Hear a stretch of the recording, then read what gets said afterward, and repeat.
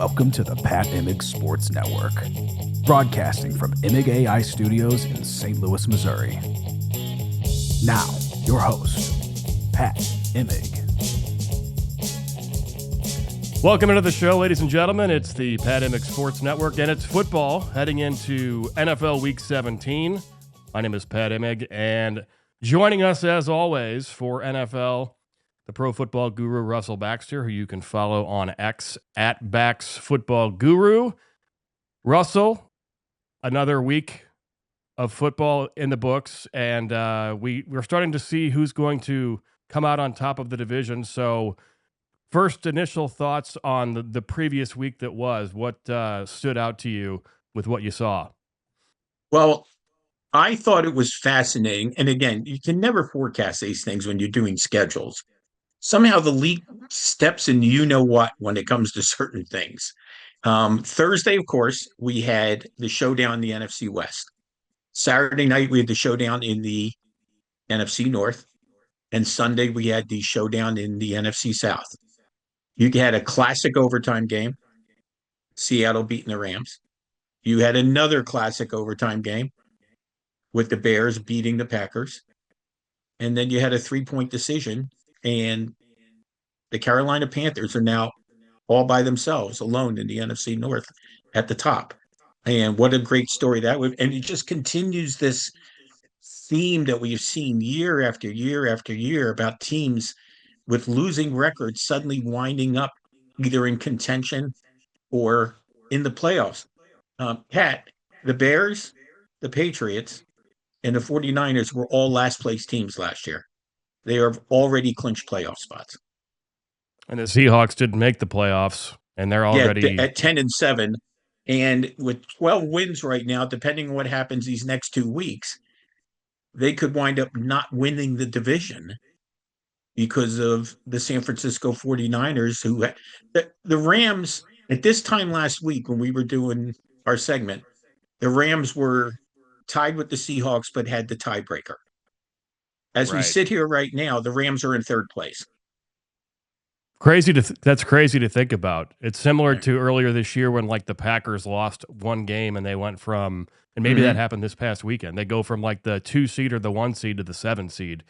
And that Seahawks Rams game, actually, that seems like it was more than a week ago. And that, I don't mean that in a bad way, but I thought that game was pretty incredible from the standpoint of you saw the 2 areas that that the Seahawks for sure have an advantage in on defense and special teams. That's what got them back in that game.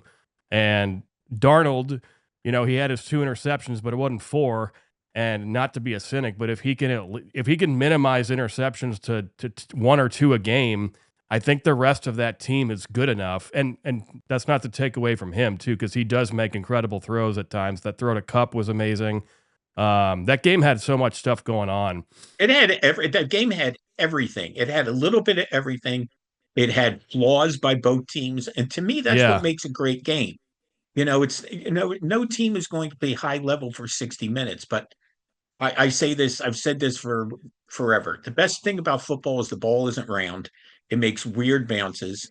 It careens off helmets, and goodness knows what. And you brought up the special teams, and obviously, Sean McVay and the Rams were concerned enough about their special teams after the game to fire the special teams coordinator.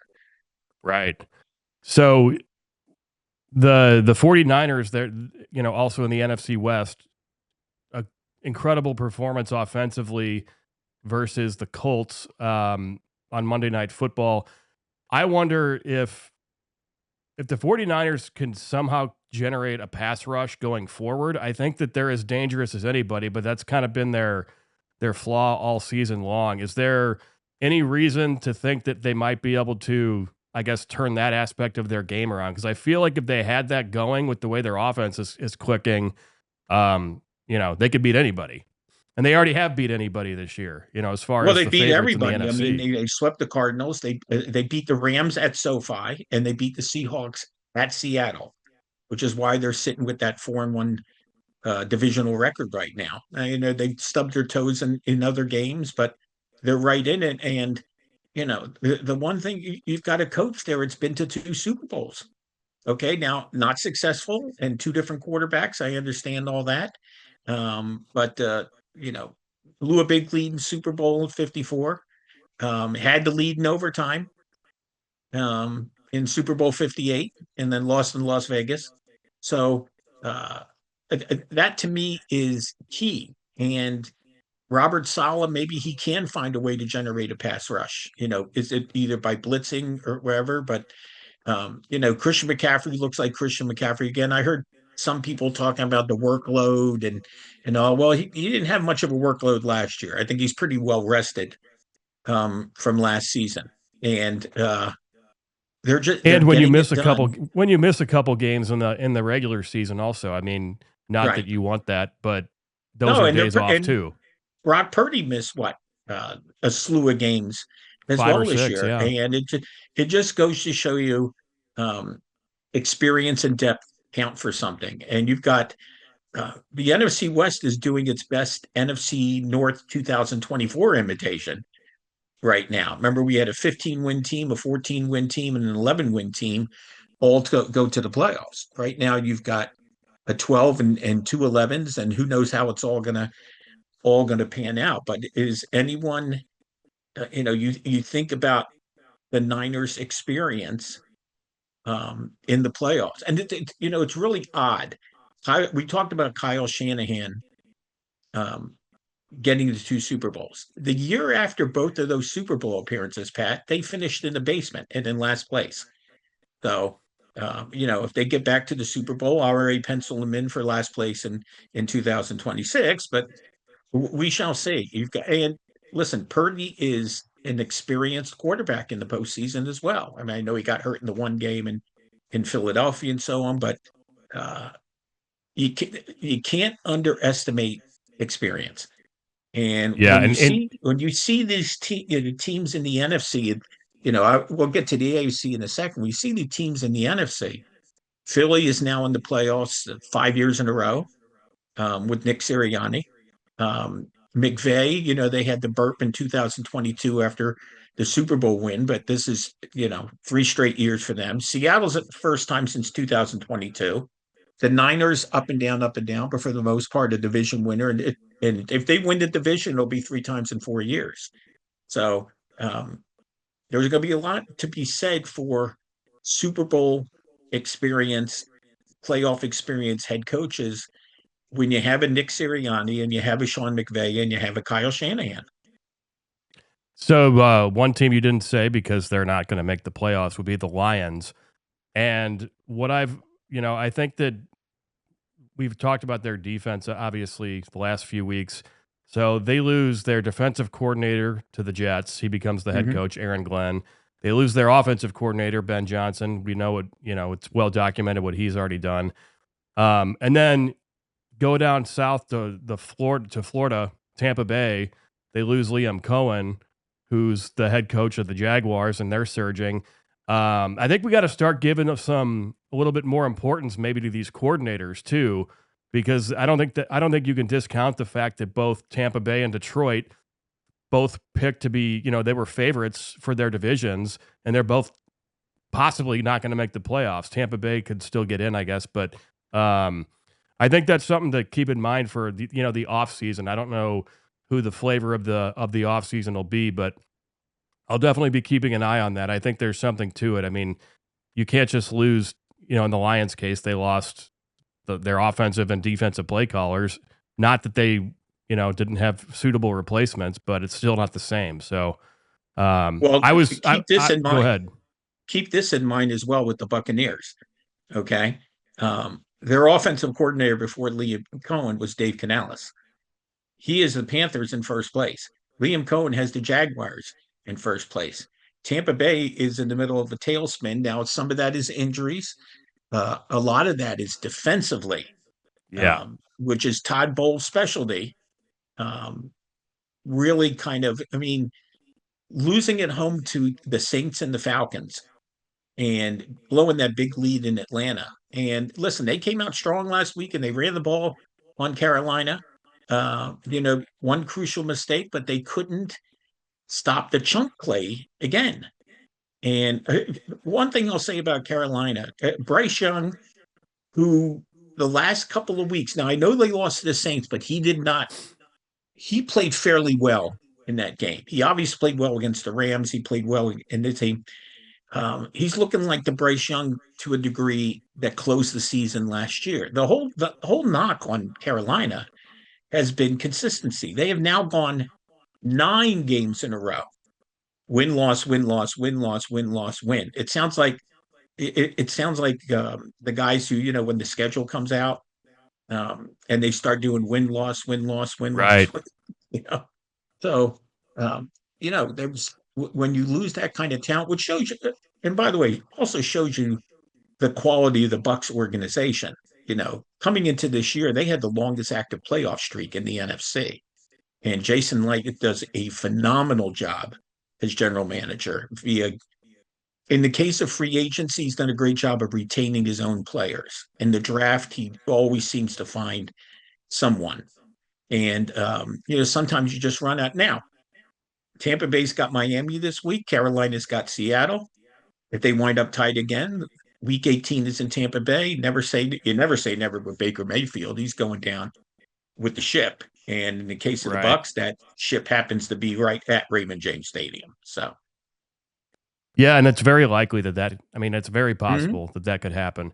Along the lines of, Carolina and Bryce Young, what they did last year around this time where they, put together some wins and gave some promise. The Saints are still doing that again. I know they played the lowly Jets on Sunday, but they look like right now they look like a team that come this time next year could be battling for first or second place in that division. It's kind of crazy how quick that can all happen. Well, I was impressed. I remember early in the season, they lost a tough game at home to the Cardinals. They lost a tough game at home to the 49ers. Even though they were not winning, and they got blown out by Seattle. I certainly remember that. But even though they were not winning, you could see that they're a tough out. Yeah. Okay. And they're a tough assignment.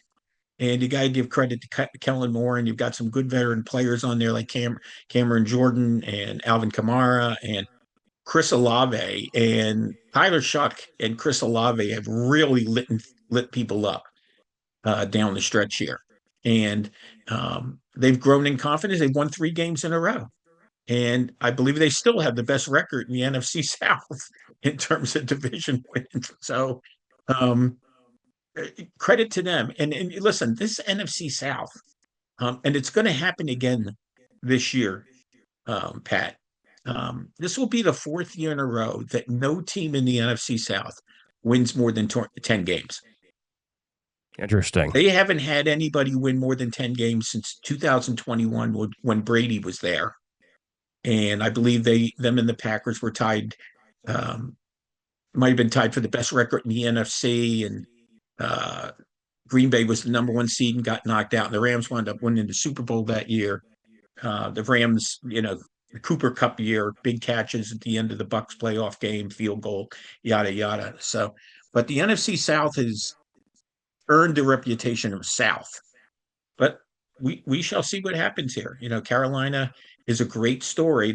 They didn't finish last in the NFC South like the other teams we mentioned earlier, but they had the same record as the Saints. They were 5-12. So just imagine, and this is why people love the NFL. And I think in some ways, some people like the offseason as much as they do the season, because I know this is a writer who's been doing this for a while. I get people to read more of my stuff during the off season than I do during the season. During the season, you're watching games. You're a fantasy person. You're watching your team. Any little nibble of, hey, we could sign Myles Garrett. All you have to do is throw that out there, and people start reading. So hey, this guy's doing clickbait over here. No, I'm just kidding. But it's true. But any speculation about the draft or free agency during the off season in February and March, and people clamor for that because the season is over. There's no games to watch, but the appetite for the NFL is still there. So for those listening, you can follow Russell's work on SI covering. I was thinking about this. All four of the teams you cover are having fantastic seasons. They're all playoff bound Yeah, right now. I thought about that too. Buffalo's in the playoffs. Seattle's in the playoffs. The Carolina Chargers has are a in the shot. playoffs, and we'll see what happens with Carolina. But that was just dumb luck because that's, when I talked to them, those were the teams they were looking for help on, and I take no credit, and I deserve no credit. So the Bills still have issues with their defense. They're going to be playing the Eagles on Sunday. That's going to be a fantastic game. Where does this game? How does these two teams match up in your opinion? What's something that you'll be looking at aside from the health of Josh Allen? If he's not 100%, that's obviously a detriment. But beyond his health, how are things looking right now? Philadelphia has revved up the physicality in the last 3 or 4 games. Even the game they lost to the Chargers, that was a brutal game by both teams. And, Saquon Barkley has somehow got to 1,000 yards rushing. But now the guy who led the league in rushing last year meets the guy who leads the league in rushing right now, which is James Cook, who's had a phenomenal year. And if he leads the league in rushing, he will be the first Bills player since, go ahead, you can say it, O.J. Simpson. 1976. That's quite a stretch. And they've had was that his 2,000-yard season? No, that was 73. OJ led the league in rushing 4 times in 5 years. Wow. 2003 in a 14-game season in 1973. He was, a different generation knows OJ Simpson for other things. Sure. OJ Simpson as a football player was must-see TV. Absolutely must-see TV. I'm curious just because I've never really asked anybody that watched him play. What was so, what made him so much better than his opponent? Why was he so good? He could shift into a different gear.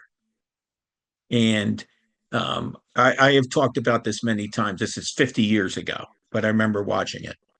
The Pittsburgh Steelers defense of the 1970s was pretty formidable. Lots of Hall of Famers. They might get another one in this year, as a matter of fact. Elsie Greenwood is Veterans Committee. They had beaten Buffalo in the 74 playoffs when they shackled O.J. Simpson in the playoff game, and then they went on won Super Bowl 9. The following year, Buffalo came to Pittsburgh, Three Rivers Stadium, in week 2, and O.J. Simpson ran for 227 yards on the steel curtain. He cut around the corner, and you could see Jack Ham and Donnie Shell literally, it was like watching a speedboat take off and you getting caught in the wake. 88 yards around the right end, 227.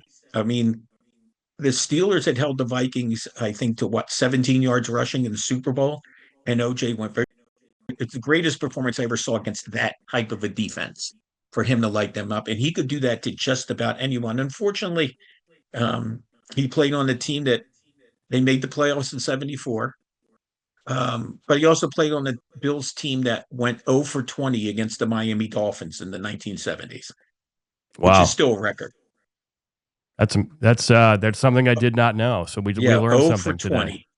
Yeah, now of course the Buffalo dominates the Dolphins for the most part. But yeah, they lost 20 consecutive games the entire 70s. I referred to it when I was younger as a bad acid trip. Fair enough. I got thrown off from when you were talking. I got thrown off right away from when you said OJ was shackled, and I was like, that was probably the first time he was shackled. So, didn't even pick up on that. So the Chargers also another team that you're covering, and that was a game spread. I don't know how much you pay attention to the lines and the odds and spreads, but they were underdogs going into Dallas, which I didn't understand. I know they're coming off a short week versus Philly and blah, blah, blah, but they somehow they're doing it like with what San Francisco did early in the year, getting through the injuries. I'm impressed by how the Chargers, with basically, a cast of misfits because they're not their starters on the offensive line. I'm shocked that they're where they're at record wise. Since you've been covering them all year, what stands out to you about the Chargers right now? That's a team when that they were still has a going shot through, at that division, right? absolutely they do. They're a game behind. They're 5-0 in the division. And if they, let's see what happens with Denver at Kansas City this week. I'm not sure who the quarterback is going to be. They might have to, you know, I don't know why, but I feel like the Chiefs they're kind of like due for a win. I don't know why, but I could see them pulling that upset even with no I Mahomes. wouldn't be surprised. And this is something that I've always looked at very carefully. Either off your first loss of the season or after you have a long winning streak, how do you respond?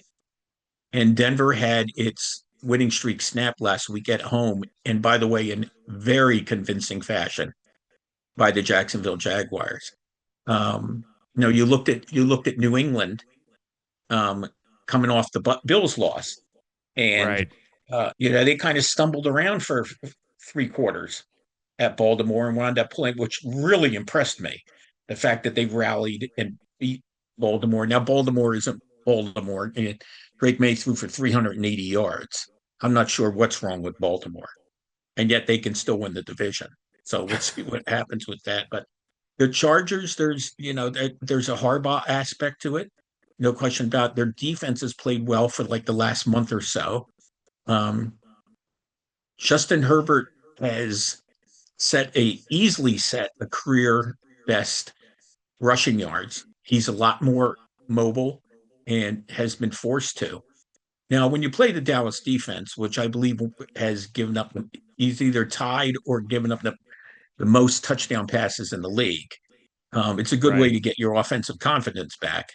Sure. But the Chargers, they have some business this week. It's funny, the Christmas card, which we haven't gotten to yet. The 3 games on the Christmas schedule.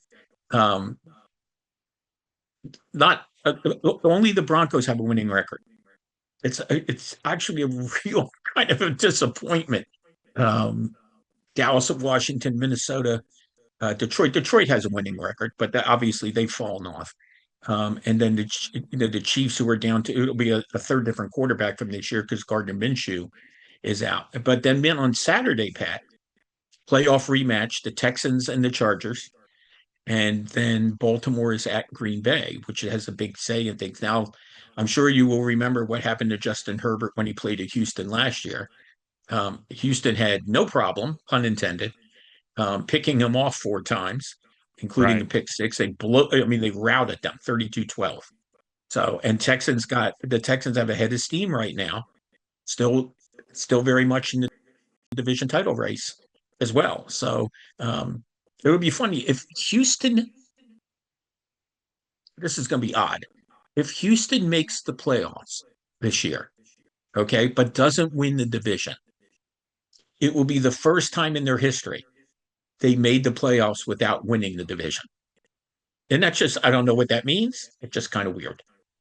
Yeah, I think it speaks to for a while there that division was Yes. definitely softer than the Jaguars for a while, the Titans still, and outside of the Vrabel years. So that could be a part of it, but the point remains that is very odd. So I would imagine that the Texans and Chargers game, I mean, that's going to be like load up on the Ben Gay, and there's going to be a lot of hard hits in that game. Well, can they protect Herbert against Daniel Hunter and Will Anderson Jr.?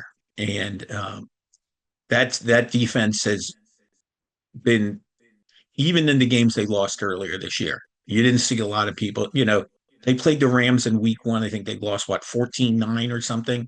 They had their own offensive problems, but they held the Rams down. And they've had their injuries on defense too. I mean, they're not absolutely. They don't have their full cast, and it still looks like they have their full cast with the way they're playing.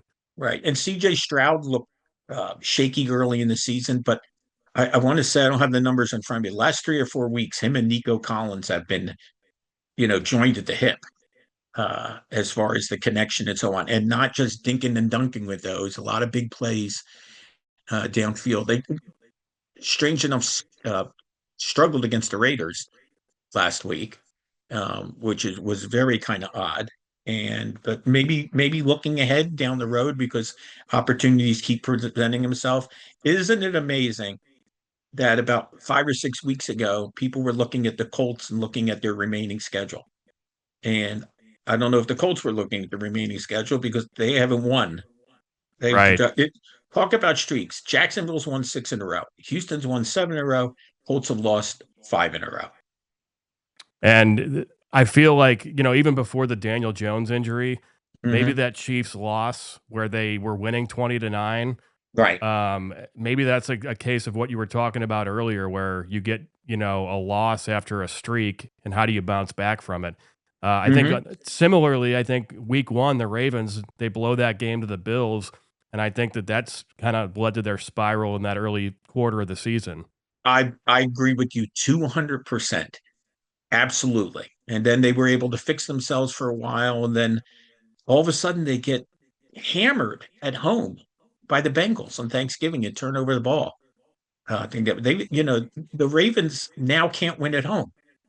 They lost to the Bengals. They lost to the Steelers. They just lost to the Patriots. Again, they can still win the division. It's not out of the question, but curious to see if Lamar, I just got done writing mini previews on Food for Thought. Are we going to see Lamar Jackson and Jordan Love? Are we going to see either one of them on Saturday night? Right. One thing I didn't like, you kind of just touched on it, but the Jacksonville Denver game last weekend, I did not actually watch it. I wasn't necessarily surprised, I guess, because nothing really surprises me with the NFL, but Right. I feel like the upside, and we've kind of talked about this year, the upside for Jacksonville always looks like it's a very high ceiling. It's just the consistency aspect, which comes with, maybe a new coach and young players, but they look pretty dangerous just from the standpoint that maybe that's the team that, gets hot at the right time, and they're definitely hot right now. I remember in the middle of the season, you'll remember this too. They were in London against the Rams, Yeah. and they looked inept. They lost 35-7. Trevor Lawrence looked lost at times in that game. And it was like, wow. And they got off to a good start, and all of a sudden they settled in and they turned things around. And I actually picked Jacksonville to beat Denver last week, but certainly not by that fashion.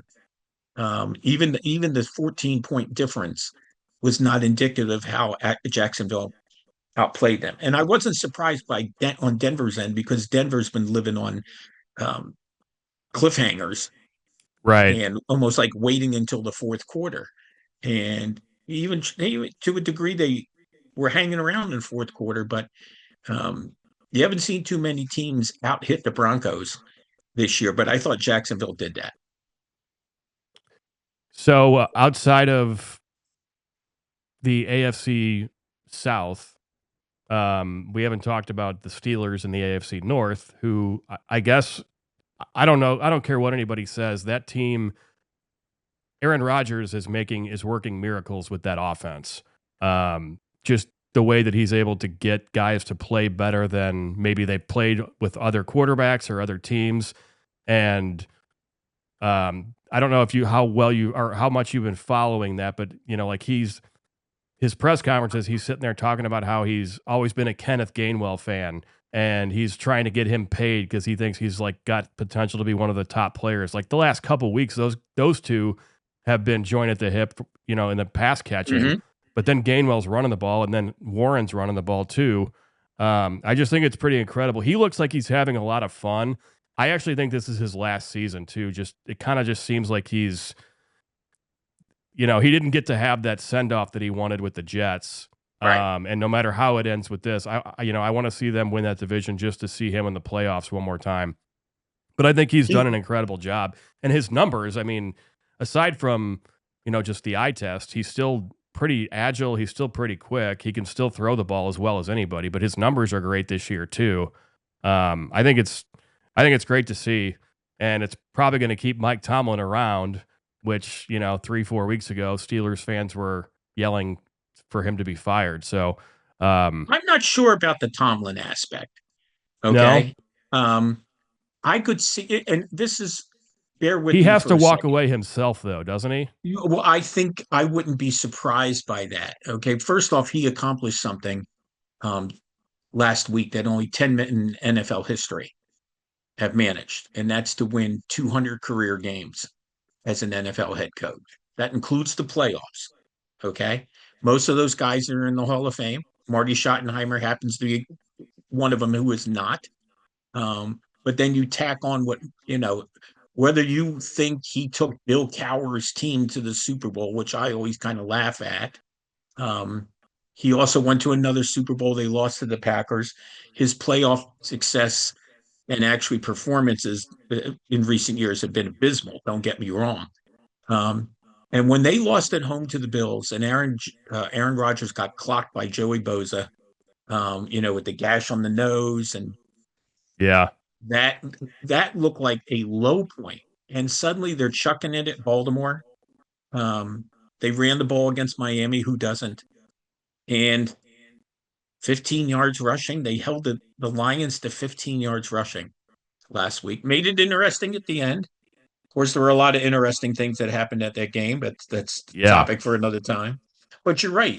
There seems to be a little bit of joy to Aaron Rodgers. But I agree with you.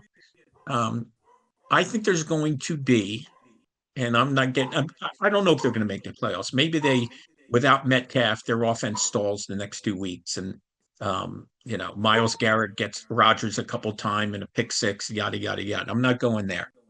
But the thing that's always intrigued me about Pittsburgh is what Omar Khan did this offseason in terms of not re-signing players. Okay. And if you believe the compensatory formula along with the Pickens trade, um, and I don't know, sometimes things change and so on. For months, it was forecasted that the Steelers will have 12 picks in the 2026 draft. Wow. They don't have multiple number ones, but they have multiple picks in other rounds. I've always felt that was going to be the year they go after a quarterback. Now, the quarterback class that everybody thought this was going to be 6 or 7 months ago hasn't looked like that. Right. But they did draft Will Howard. I think I wouldn't be surprised if it was a completely clean start for the Steelers next year, regardless of what happens in the playoffs. That's just a sense I have because they're not often in a position where they have that many draft choices. And, they don't have to be high draft choices. You can take a 2 and a 3 and parlay it and give it to a team and move up. So they have a lot of arsenal there, you know, and I just wouldn't be surprised if that's what's happened. And Mike Tomlin goes out on a different note. And I think even though they've gotten better the last 3 weeks, I get the sense it's still been an unsettling year for Mike Tomlin to hear the criticism and some of the vicious criticism that you heard and what happened to State. Now, everybody was happy-go-lucky on Monday night when they beat the Dolphins and certainly knocking off the Lions on Detroit, which I'm sure many people felt that they were going to lose that game. But whatever's going on in Detroit is And already. that's another one where the spread ahead of time, it was like by the time the game started, it was a 7.5 Right. underdog for the Steelers, which I was just shaking my head at that mainly because of the Detroit defense. I think I was actually thinking about this. If like a lot of the teams that we thought were going to be there at the end who aren't right now, or at least are struggling to get there, Tampa Bay, Detroit, etc. The universal answer to the question, what's going on? They can't stop anybody. Correct. That's been the Chiefs' problem this year. You've Yeah, heard people say they can't 100%. get off the field. I mean, think about this, Pat. The Chiefs were 15-2, and they are 6-9. The Lions were 15-2. They're 8-7 in the span of 1 year. And then we talked about all the bad teams. That's why people love the league, because it is literally any given Sunday or maybe we should say any given season. Yeah, I like that. That's the Pro Football Guru, Russell Baxter. Russell, what else that we didn't touch on, if anything, do you want to touch on before we head out to Christmas? We have a very intriguing Sunday night game in San Francisco with the Bears and 49ers. Good scheduling by NBC. Both teams were in last place last year, but it is Chicago and it is the Niners. And now they have a huge game for both teams. Caleb Williams keeps on doing what he's doing. They run the ball very, very well. A lot of star power with the 49ers with McCaffrey and Kittle and Purdy and so on. And then I'm going to be keeping an eye on the Rams on Monday night at Atlanta. And, obviously Seattle is at Carolina, which Seattle's road record under Mike McDonald is phenomenal. And if you go by the win-loss, Carolina should lose to keep that streak alive, but we shall see.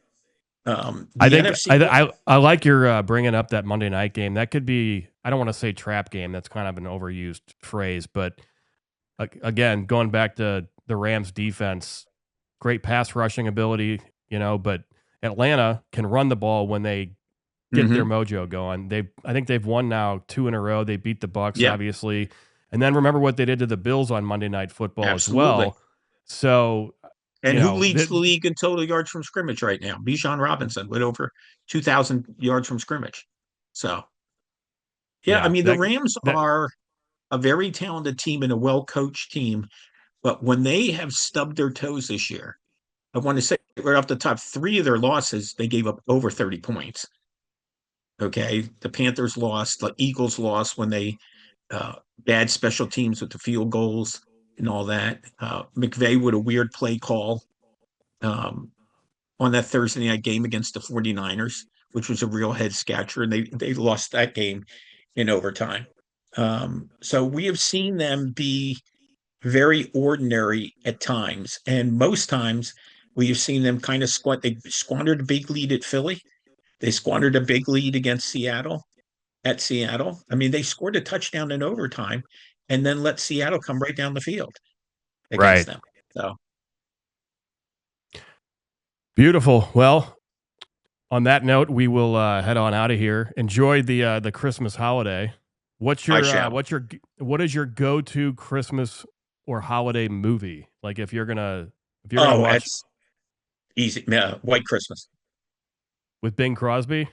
Bing Crosby and Danny Kaye, one of the most underrated performers in the movies. He's another Dick Van Dyke. He could sing, he could dance, and just a lot of great music, great story. With the army barracks and a lot of great music and so on. And that's always been a favorite. I know other people like It's a Wonderful Life and A Christmas Story and Fragile and I'm on A Christmas Story. I feel like I'm always having that one in the overrated category. And maybe it's just the generation, but that's Home Alone. Home Alone is great to me. Right. Christmas Vacation's funny. Die Hard. Right. I've grown to respect a lot more too as a great. I love Christmas Die Hard movie. as a movie. It's not a Christmas movie. So. Oh boy. No. We're gonna have to sign off on that one. That's all right. All right, that's the Pro Football Guru. It wasn't a Merry Christmas for what's his name getting thrown out of the building, was it? Hans Gruber. Yeah, he had it coming though. See, if it was Hans Christian Andersen, I think Bruce Willis would have hung on to him. Very possible. All right. On that note, folks, we're going to head on out of here. Enjoy the holiday. If you're listening to this afterwards, let us pull a Chris Berman and say, let us be the last to wish you a Merry Christmas. And Russell, we'll talk again next week. Yes. Enjoy week 17. You too, on the verge of a new year next week too. Exactly right. Yeah. Thanks for watching the Pat Imig Sports Network, powered by Imig.ai. For exclusive sports content and clips you can't find anywhere else, follow along on social media at GetPimig. Pissin'. Every single night. From the tip off to the touchdown, I break it down. Sports talk royalty, I wear the crown. Dynasties rise, legacies never fall. Every win got a story, I tell it all. Last minute buzzer beaters, ice in the vein. Post game speeches and champagne rain. From the World Cup heat to the Super Bowl lights, calling plays in the zone.